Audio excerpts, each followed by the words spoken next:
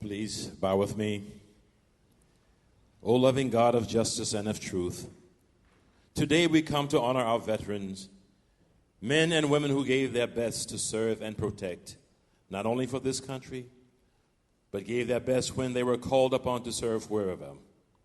Bless them abundantly for their sacrifices that they made, the hardships they faced, and the contributions given. May we be reminded that it is because of their service, because of their sacrifices, we can live in safety today. And yes, dear God, we remember those who have lost their lives in service, and we applaud their selfless acts as well as their families that release them to serve. As you have blessed this nation as the land of the free and home of the brave, we extend this blessing to every branch of our military and ask that you continue to give them strength and power, that it be with us in all the days ahead. May our veterans find comfort in these words of Susan Kramer. In giving for the sake of peace, you may have suffered loss. Your body may still show its wounds for taking up the cause. With gratefulness, we thank you, veterans, for all you gave and give. Yes, we thank you, O God, that their service has not been in vain, and we salute our veterans with honor today and every day.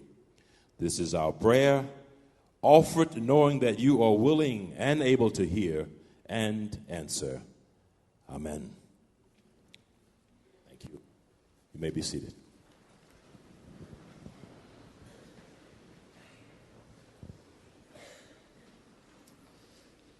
Thank you, Chaplain Lawrence.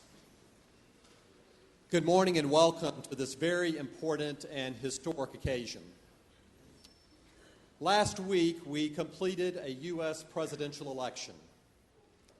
We did it in a remarkably civil and proper manner, in a way that though there are people who were strongly in favor of the outcome of the election and those who were strongly opposed to it, still live together in one United States. Today, most fundamentally, that is what we recognize and celebrate about the greatness of our country, is that we can hold together differences of opinion and express those civilly to each other. There are governments around the world that deprive its citizens of that opportunity. And thanks to 2 centuries worth of armed conflict, of men and women who believe profoundly in that principle and who have given their lives, today we can make the claim that we live in a free society that allows us to express who we are and what we believe. In this gathering today are individuals who have fought in a number of the armed conflicts in recent decades. And I would like to ask any veteran who is with us today if you would please stand and let us acknowledge you and express our thanks to you for your service to our country. Please stand.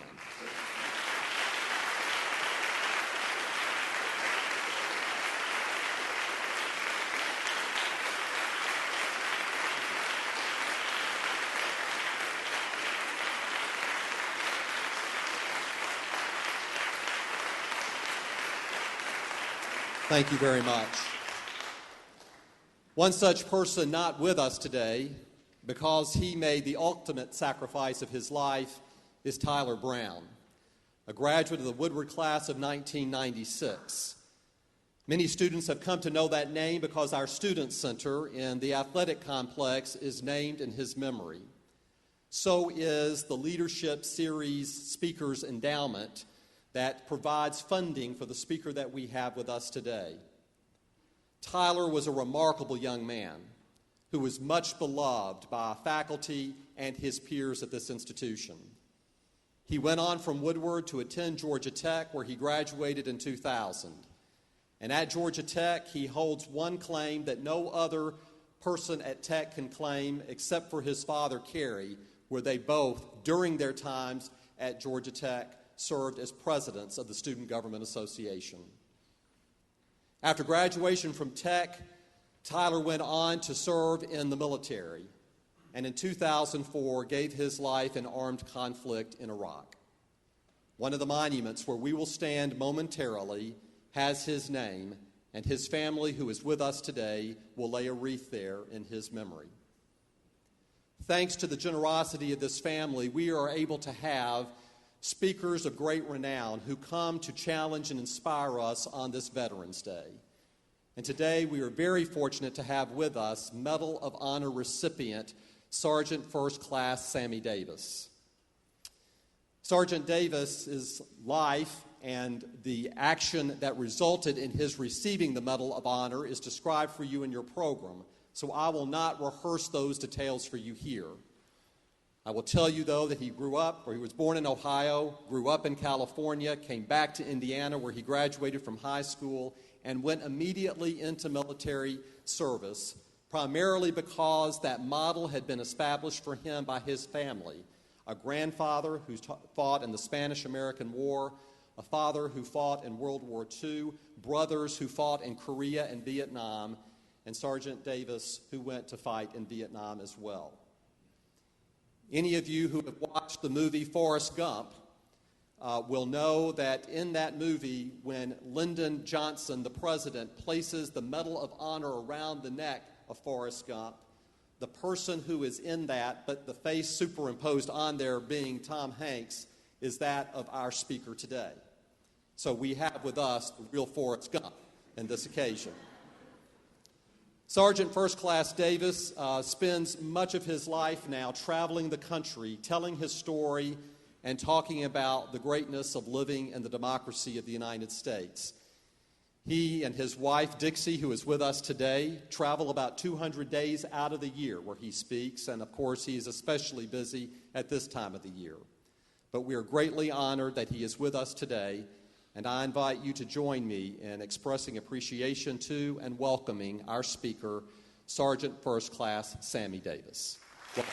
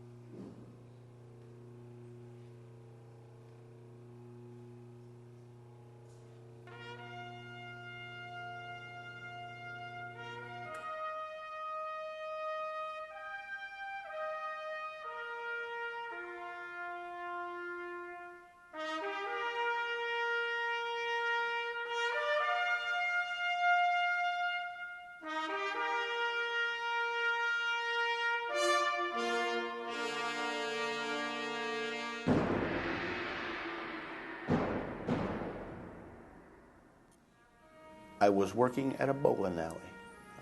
I ran the restaurant at a bowling alley, and we had a television, and there came a very short clip of the president putting the Medal of Honor on Roger Donlon. And he just, standing so tall and so straight. And now, because of the military people in my family, I was very aware of what the Medal of Honor was. And I thought, wow, when I grow up, I'd like to be a soldier like him. In 1965, after finishing high school, Sammy Davis enlisted in the Army. His father had been an artilleryman during World War II, and he volunteered to do the same. Upon the completion of training, he requested to be sent to Vietnam. Our job was to provide close and continuous support to the infantry. That's the artilleryman's job. So we would sometimes have to fire almost continuously for 8 or 10 hours. As long as the enemy was attacking our infantrymen, you had to do your job. And then you may lay around for a day or 2 days and not do much. Then you cleaned everything and painted everything and polished your bullets. Sergeant James Gant from Lansing, Michigan, he was the meanest sergeant I've ever seen in my life. And he would make us take each bullet out of our clip every night before it got dark and polish it. he was just a bitter old man. Sergeant Gant was 27 years old. You know, he was just a bitter old sergeant, and that's why he was picking on us. On November 18, 1967, Davis's unit was airlifted to a tiny island in the Mekong Delta near Kai Lay, Vietnam. American infantrymen were already heavily engaged in the area when Davis and his fellow gunners arrived. So we landed at 8 o'clock in the morning. As soon as we spread the trails on the 105 howitzer, we started firing. And we fired the weapon all day. Just before dark, the enemy broke contact, so therefore we were able to quit firing. And a helicopter, one of our helicopters, came in and sat down, and a major got out. And he said, your probability of getting hit tonight is 100%. So prepare yourselves. He got back in his helicopter, and away he went. At 2 o'clock exactly, and I remember because I looked at my watch, we heard mortars sliding down the tube, which is a very distinctive sound, and to hear them sliding down the tube, you got to be pretty close. And I said immediately, I said, well, when did we move in mortars? And Hart said, we didn't. The mortars were just raining down. And at 2:30 exactly, the mortars quit. It was this eerie quiet. We looked at each other, and we heard whistles being blown like a coach has, and orders being shouted in English. And basically what they were saying was, go kill the GI.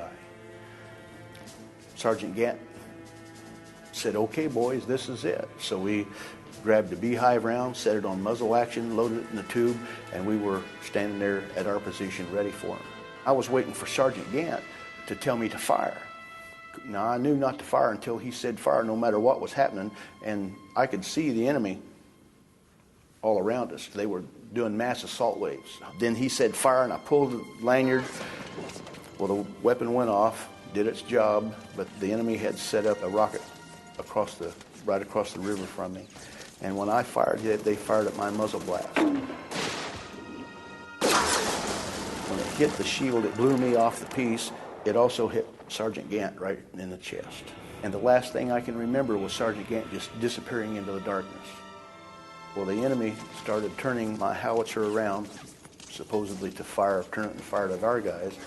If I'd been awake, I would have known that our next gun back was going to fire a beehive round. Standing rule is you never let the enemy take control of the weapon. You know, common sense. But I was not. I was unconscious.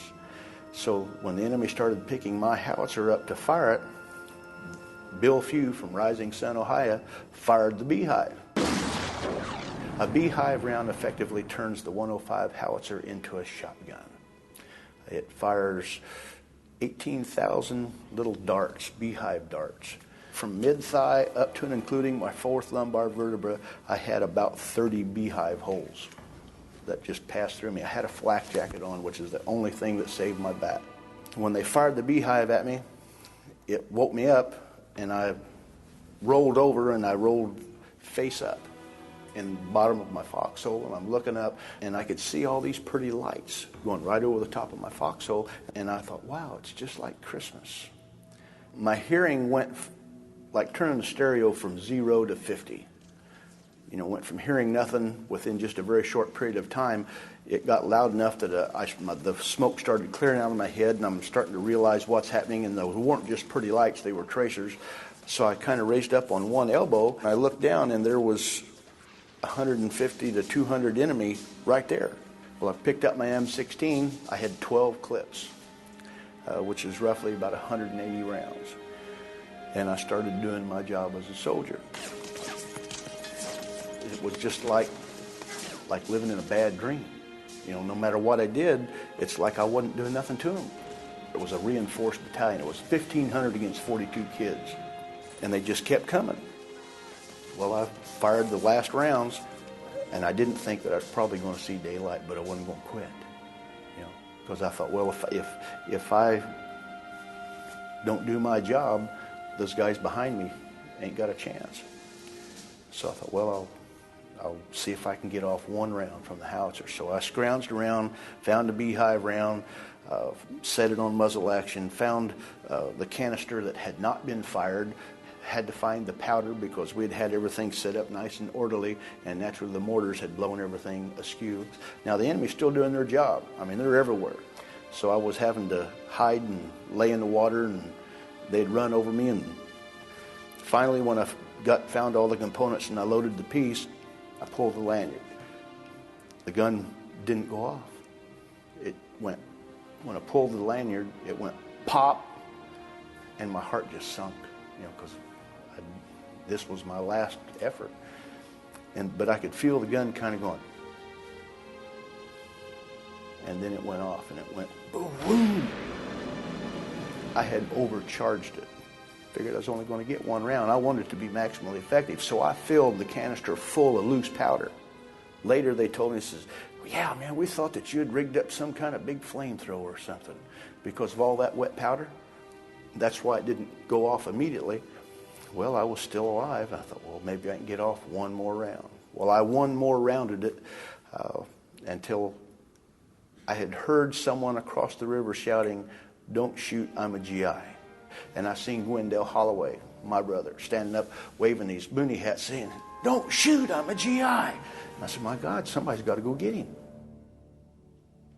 By this point, my body was in real feeble condition, and I knew I couldn't just run down there and swim across the river. So I thought, well, I'll find an air mattress. That's what the Army had given us to sleep on. So I crawled down to the river, swam across the river, stashed the air mattress in the bushes, and started making back to where I'd last seen Gwendell standing. There was a foxhole there. And instead of just one man being in it, there were 3 men in it. Well, I knew I didn't have the strength to make 3 trips. It had taken me about 45 minutes to make that trip over to that point. And I was just getting so tired. So I asked the man above to give me the strength to carry all 3 of my brothers at one time. Despite his massive injuries and the unremitting ferocity of the Viet Cong attack, Davis made 2 agonizing trips across the river, shuttling his wounded companions to relative safety. They pulled Jim up on the bank and started doing what they could for him. And I started crawling back to help Bill Few's guys when I came across my mean old Sergeant Gant. About half his body was in water, had this big hole in his chest, and he couldn't talk, but he picked his hand up. And I thought, my sergeant wants me to hold his hand. So I kind of crawled up and I grabbed a hold, and I still was hoping that he was going to tell me what to do next, And I grabbed a hold of his hand and I looked down in his eyes. The light bulb that comes on in your head that your daddy always told you about, the light bulb came on. All these things that he had, polishing the bullet, the beehive round, setting the time fuse on it, setting out in 100-degree heat with a blindfold. Sergeant Gant shared with us the things that he knew was going to help us survive. And when I looked down in his eyes, I knew that he didn't hate me, that he loved me. You got to love somebody a whole lot to pick on them and teach them things. Jim Deister was one of the last people that we loaded on the helicopters. He was with our dead. The medic in the helicopter seen a bubble come up through the chest wound that Jim had in his chest. He'd been shot in the chest also. And took his stethoscope off and put it on his heart and had a heartbeat. And Jim Deister is alive and well today, living in Salina, Kansas. I got to hold Jim Deister's grandbabies. What an awesome feeling. Knowing that if I hadn't done my job when I was just a kid, that this precious little thing would not be here. There were 11 of us left standing that morning out of the 42 that started, 12 counting me. The other 11 men are the men that put me in for this. I didn't do anything heroic. I did my job. That's what soldiers do. And if there was one of these given that night, there should be at least 42 of them. Because if any one of us had not done their job, there would be none of us alive. It sounds silly, perhaps, to say that I went to war and found out about love. What real love is? I didn't go to war to kill people. I went to war because I loved my daddy. I wanted him to be proud of me. I went to war because I love my grandpas and I love my country. And when I got over there, the reason why we fought so hard was because we discovered we loved each other, that we were all we had. And they became brothers. We became brothers. And that's lasted up, it's been 36 years, and those men that I fought with are still my brothers. So I learned about what real love is.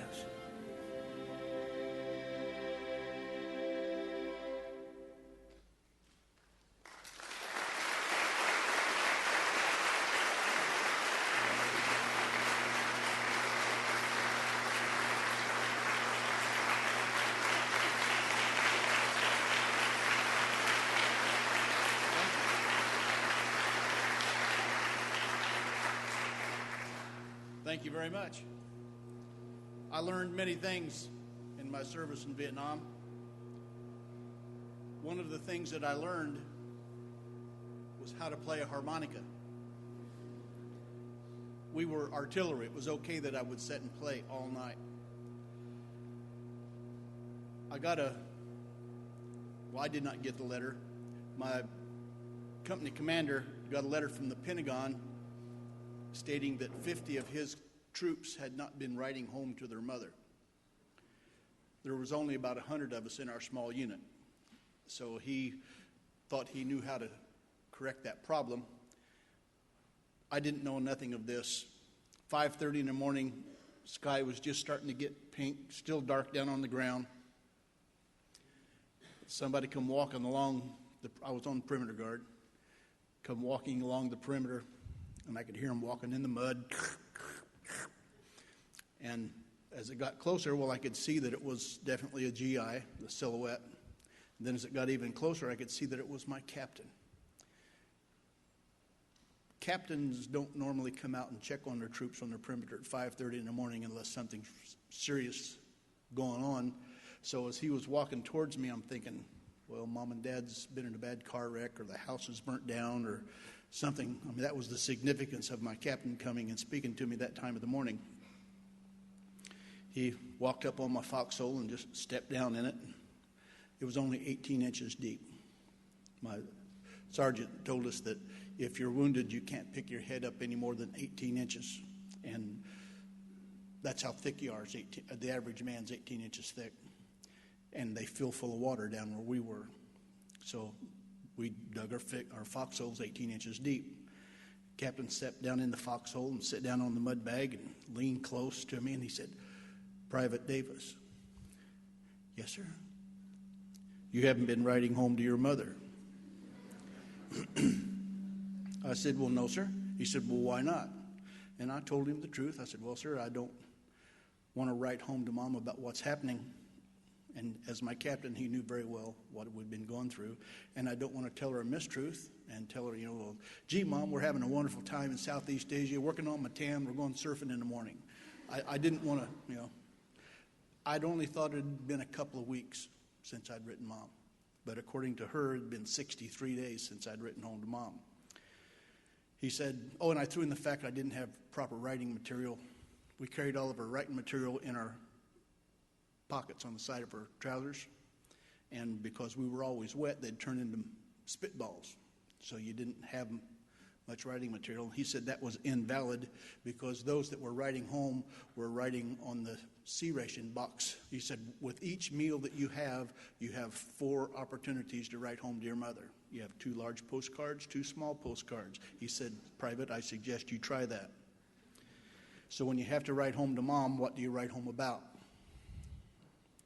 Well, I chose to write about the mud. Now, you can't get very much on the sides of the C ration boxes, but a few lines every day was all that was required. I was writing home to my mother every day.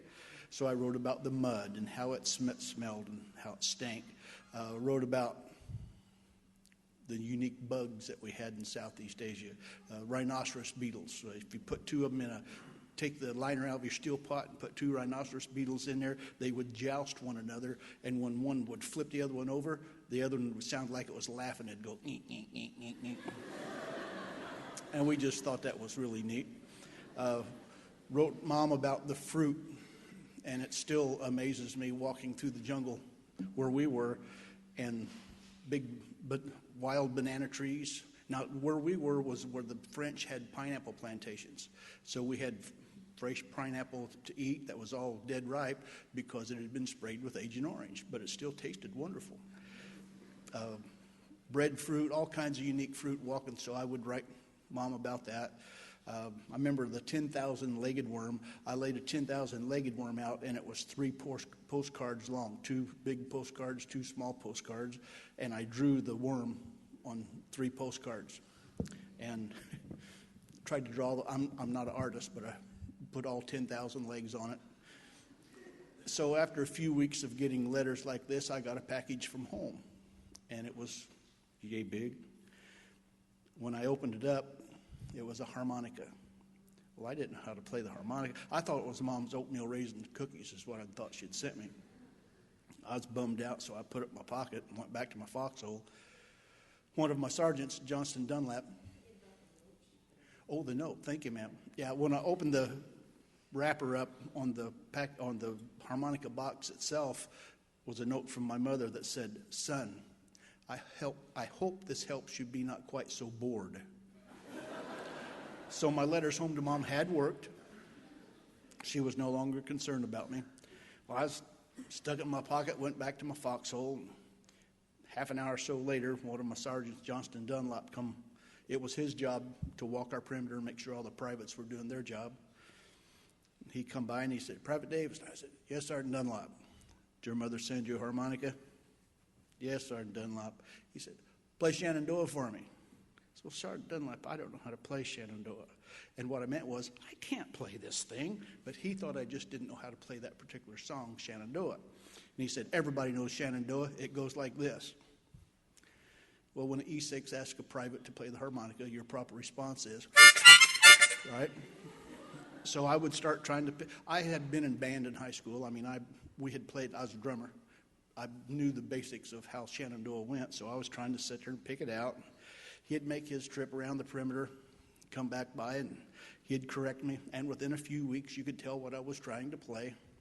Well, Sergeant Dunlap and I became very close friends, and he would sit with me at night.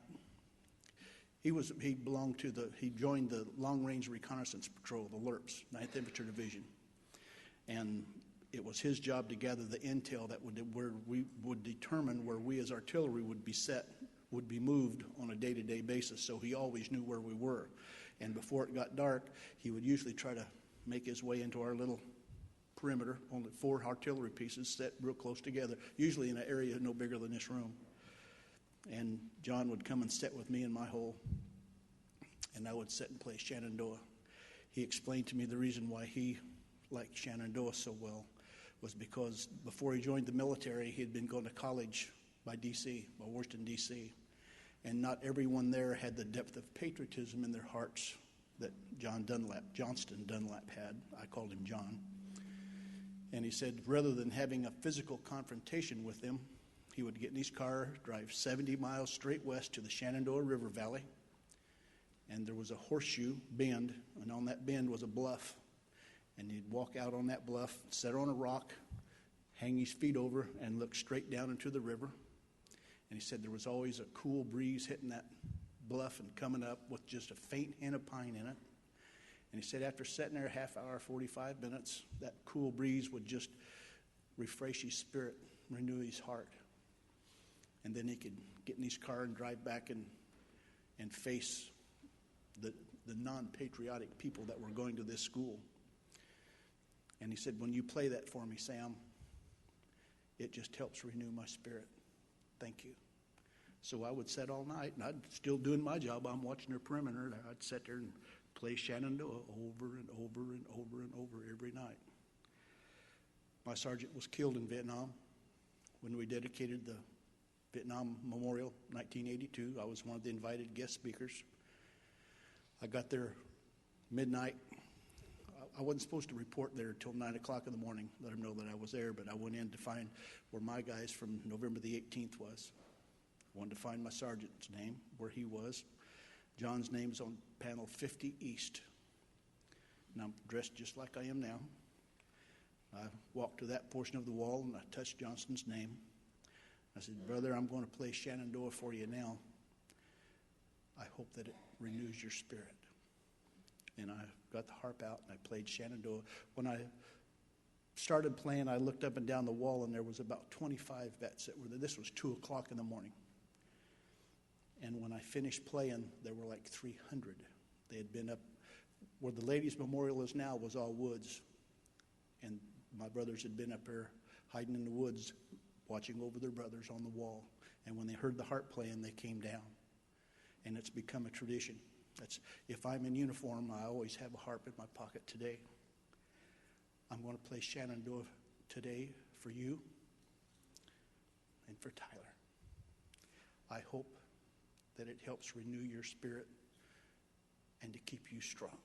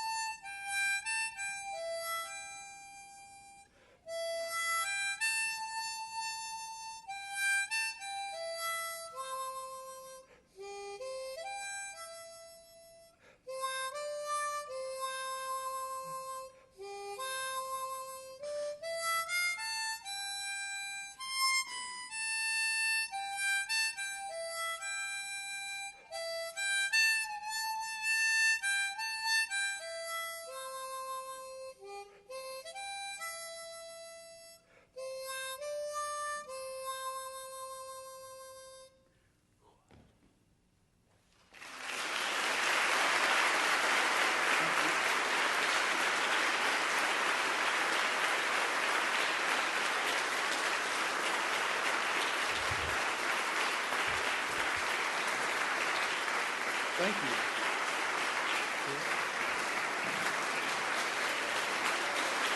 God bless you.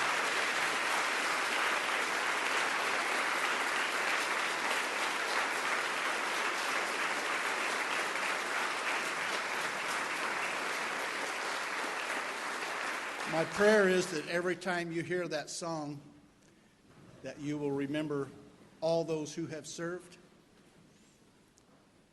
and Tyler. Because every time I play the song, that's who I play it for. And I play it for you today because I understand that you today sometimes need your spirits renewed too. Always know where you are in your heart and stand up firmly for what you know is right. God bless you.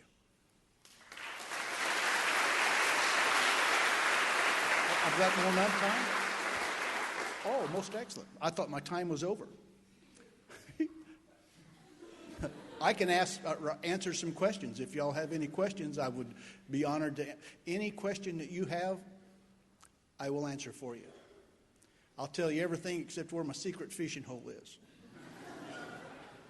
And I'll take you there. I'll just have to blindfold you.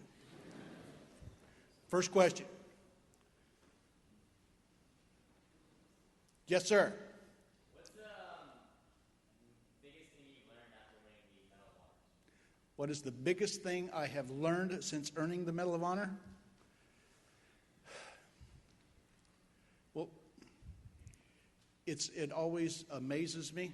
See, I knew what the Medal of Honor was before I went into the military.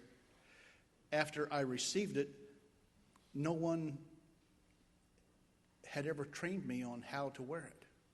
I mean, I had received a lot of training on what I had to do to earn it, but no one ever told me, okay, now, son, this is what you have to do now that you are a recipient of the Medal of Honor. So it has been an ongoing learning experience. I can remember the first Medal of Honor function that I attended. I received the medal November the 19th, 1968. My first function as a Medal of Honor recipient was to go to President Nixon's inauguration. My wife and I reported to Washington, D.C. as ordered. I think it was at the Omni Shoreham Hotel, and there was a big banquet downstairs. We arrived at 1 or 2 o'clock in the afternoon, and the banquet was at 5. So I'm dressed just like I am right now. Wife and I took the elevator down to the where the banquet hall was. Doors open, big arched doors leading in. Now, at this time, there were 350 living Medal of Honor recipients.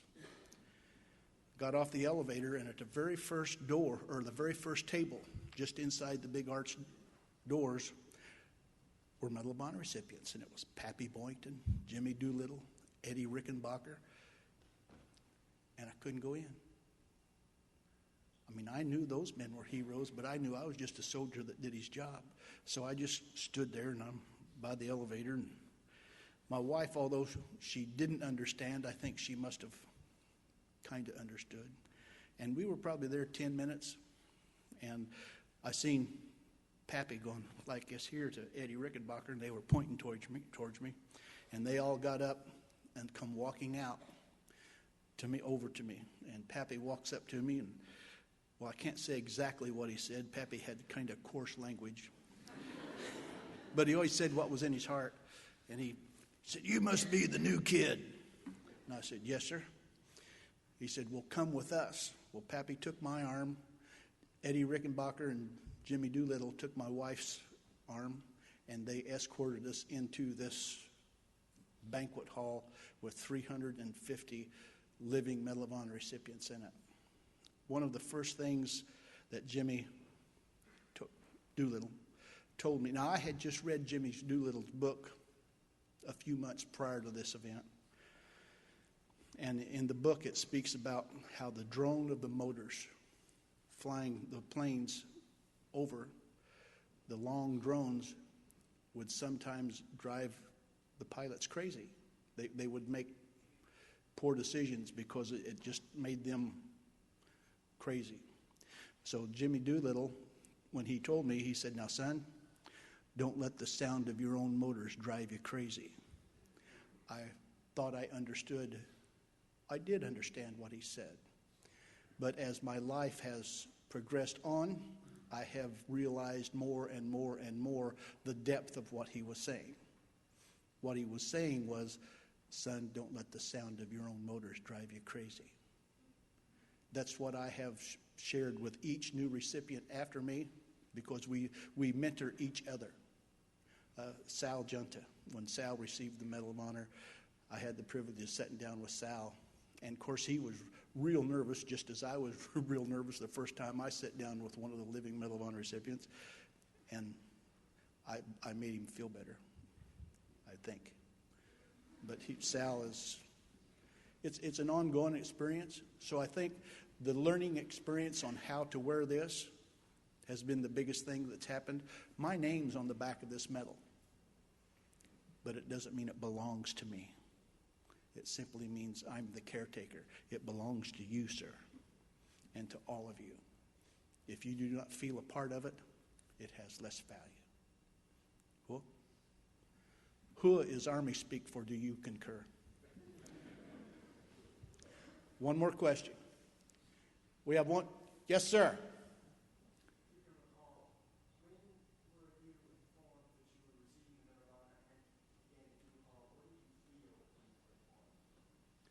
Well, the first that I had been told that I had been put in for the Medal of Honor was when I came out of the hospital. General Westmoreland allowed me to go back to Vietnam to my unit, which was very unusual because we had lost so many men. Traditionally, what happened was they put all new people back in that unit, and because of my wounds.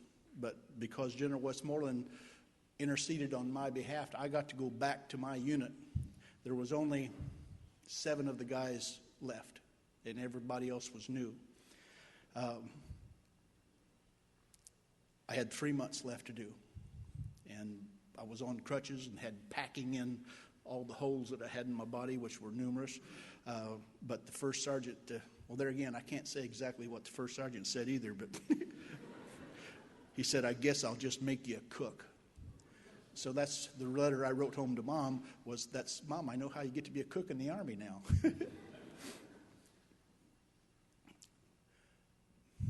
I forgot what your question was now. Yes, sir. Thank you. When I left, the day that I was to leave to go back stateside, we had a battery formation, which was the only battery formation that we had the whole time I was in Vietnam. And the major called me out front and said, we want everybody. Now, there had been rumors that I had been put in for the Medal of Honor, but I knew that I had not done anything heroic. I had done for my brother simply what I knew they would do for me. That's not being a hero. That's just doing your job for your brother. And the major said, we want you to know, by this point I had made corporal. He said, Corporal Davis, we want you to know that at this point your proposed Medal of Honor citation has passed all of the military in Vietnam and has been sent to Congress. I went back to Fort Hood, Texas, and the following November, I got a call the 1st of November. My birthday's the 1st of November, and it was just right close to my birthday, and the battalion commander, James O'Day, called me up to battalion and said, the president has just signed your Medal of Honor citation, and it will be presented on November the 19th, which was 1 year and 1 day after I earned it. Cool?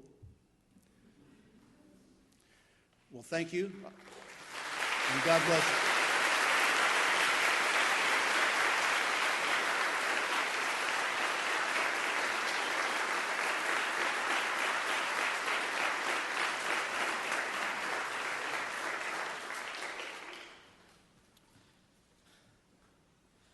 We will now read the names of those Georgia Military Academy and Woodward Academy alumni fallen during service as we remember their sacrifice. World War I, Robert Richmond Forrester, Eldon F. Brewster, Howard Candler Curtis, Fred Smith, James Reed Welch, Beverly D. Evans Jr., Wilbur Oglesby, William Thomas Mackinson, James W. Powell, and Jesse Hanlon.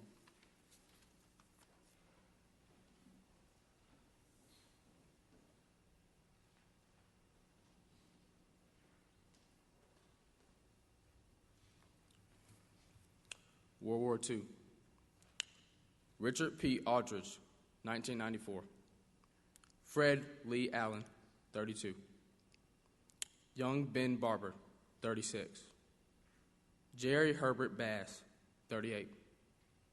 Stephen Allen Bassett Jr., 41. Robert Bradford Bickerson Staff, 38.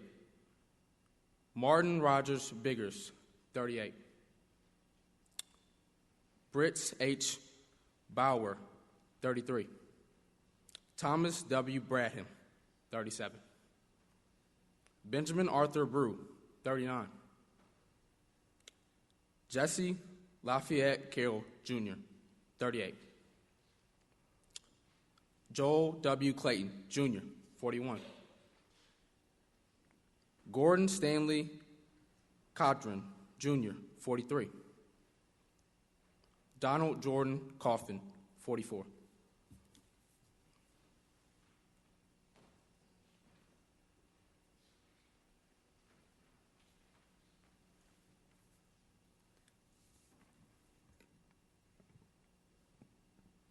World War II.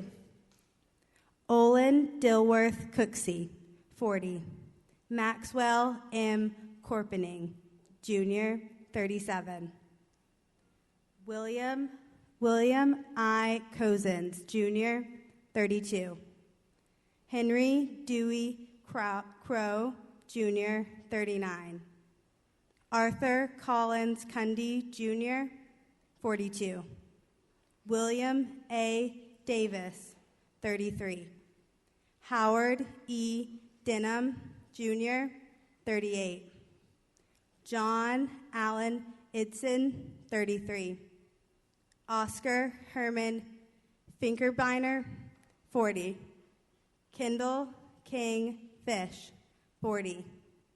Joseph Henry Fleming III, 35. James Dixon IV, 39. Frank F. Frazier, 34. Warren Williams Gates Jr., 38. Samuel Alexander Gibson Jr., 37.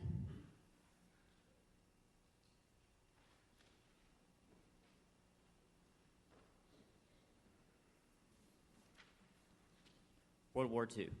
Ralph Cleveland Glanton, 1932. Ralph Hess, 1931. Orla F. Hall, 1942. Carol Jack Harless, 1941. George W. Hendricks, Jr., 1939. Samuel Mary Henry, 1943. James Culpeper Hill, Jr., 1941. Richard F. Hill, 1933.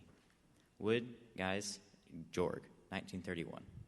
Samuel D. Johnson, Jr., 1940. William Thomas Johnson, 1939. Jerome B. Jordan, Jr., 1938. Kenneth Charles Kerr, Jr., 1939. And Cardell Kleckner, 1933.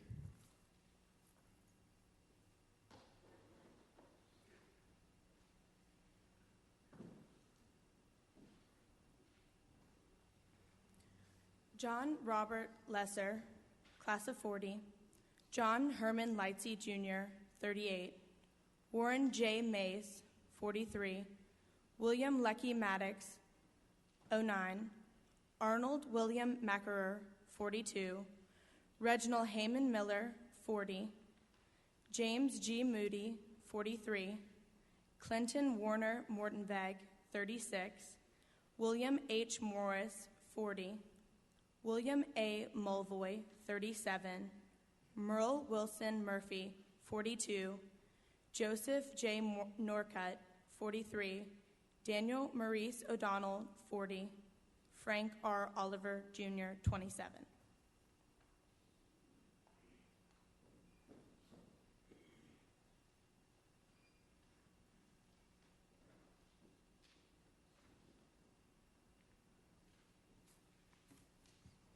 Claude D. Powell, 41. Frank Leroy Rash, Jr., 41. Thomas A. Ratchford, Jr., 30. John Edwin Rice, Jr., 38. Don Roderick Richards, Jr., 43. Henry W. Robinson, Jr., 44. Herbert Herschel Roth, 41. William Ross Scott, Jr., 35. James Silver V, 42. William Ross Singletary, 34. Chester C. Smith, Jr., 36. Homer Lee Smith, 41. Ray B. Smith, 19. Jack Warren Spencer, 42. Robert Neal Springfield, Jr., 40. And Robert Louis Stevenson, 32.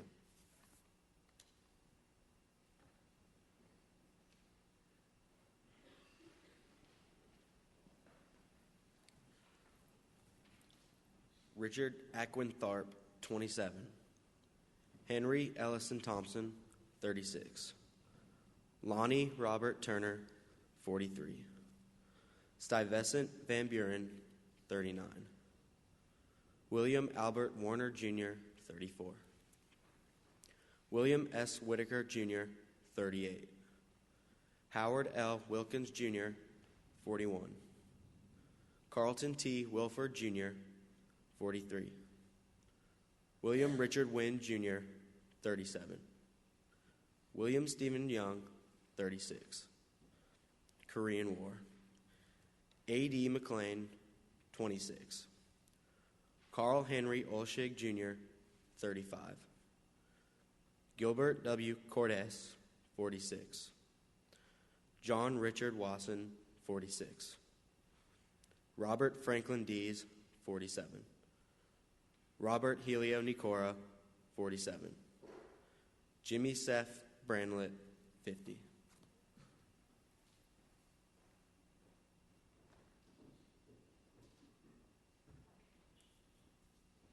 Vietnam War. John W. Williams, 37. Douglas Woodward, 44. James Carl Wise, Jr., 45. Colin George Starnes, Jr., 47. Joseph Adrian Bishop, 53. James Charles Sheriff, Jr., 54. Stephen W. Pless, 57. William Lee Buchanan, 58. William Carl Elrod Jr., 58. Ronald W. Ringwald, 58. William A. Branch, 59. Major David J. Rickle, 60. Clement Olin Stevenson, Jr., 60. Thomas G. Funk, 60. Charles R. Wyatt, 62. Robert Michael Moore, 68. Military conflict since 1973. Lieutenant Tyler Hall Brown, 1996.